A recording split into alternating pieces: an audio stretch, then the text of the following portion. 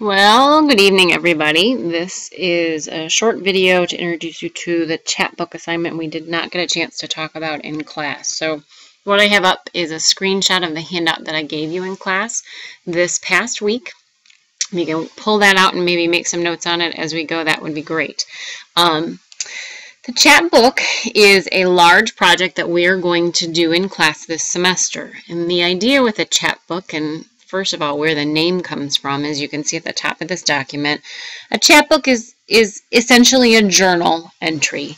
It gives you a chance to reflect on learning that you've done and put it together in a creative way that is totally up to you. So let's talk a little bit about the outcomes that we're after for this assignment, just to kind of get ourselves on the same page, and then we'll talk about the different parts. So you can see here listed are the different outcomes for this assignment. Gaining a deeper understanding of at least one course concept is really the most essential part of this assignment. So what that means is, as we go through these first weeks of the class, you're going to be introduced to lots of different things. We've already introduced you to 4 different things within the on-course textbook, those 4 chapters, 2 through 5. We're going to start talking next week about something called the Learning and Study Skills Inventory, and you're going to learn a lot about yourself as you take that. And we're also going to read an article called Mindsets about how you think about yourself as a learner. So these are all sources or ways that you can find your own ideas for what you want to learn more about. And the chapbook itself gives you a chance to put together your learning in a way that connects with your doing some original research. So you're going to go out and dig up some additional information about whatever concept it is you're going to choose to learn more about. And then ultimately at the end, the 4th learning outcome is about giving you a chance to reflect on how you did the research itself and what you need to do moving forward, because research is certainly going to be something that you'll be doing throughout your college career. So there are 3 major parts to the chapbook assignment.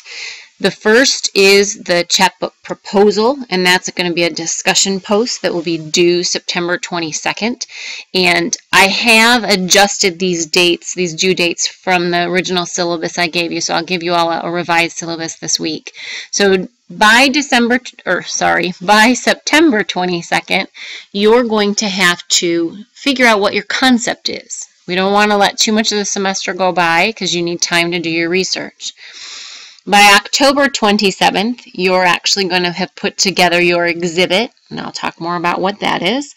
And then by November 3rd, you'll turn in your reflection document. And again, this handout that I gave you in class explains all of those parts and components. I do want to point out that this information is also on D2L. So when you go into D2L, if underneath course documents and resources, you scroll down, you'll see there's this chapbook portfolio assignment section. And this chapbook portfolio information is really a replication of that handout that I gave you. So you can see listed here the same kind of stuff at the top. It's a quick way to kind of get your head around it and refer to it back in D2L. The big thing that I want to point out, folks, is this assignment, all 3 parts together represent 25% of your final grade. So it's really important that you take this very seriously, that you break the parts down and do them by the assigned dates, because waiting until the end will not result in a high quality project. And I do think you're going to have a lot of fun with this. So I'm going to end the video here, and I'm going to do a part 2, and I'm going to talk a little bit more about what this thing is and show you an example of an actual chapbook exhibit. But I want to talk a little bit first about what your concept proposal will include, because we are going to be having someone from the library come and talk with us in a few weeks.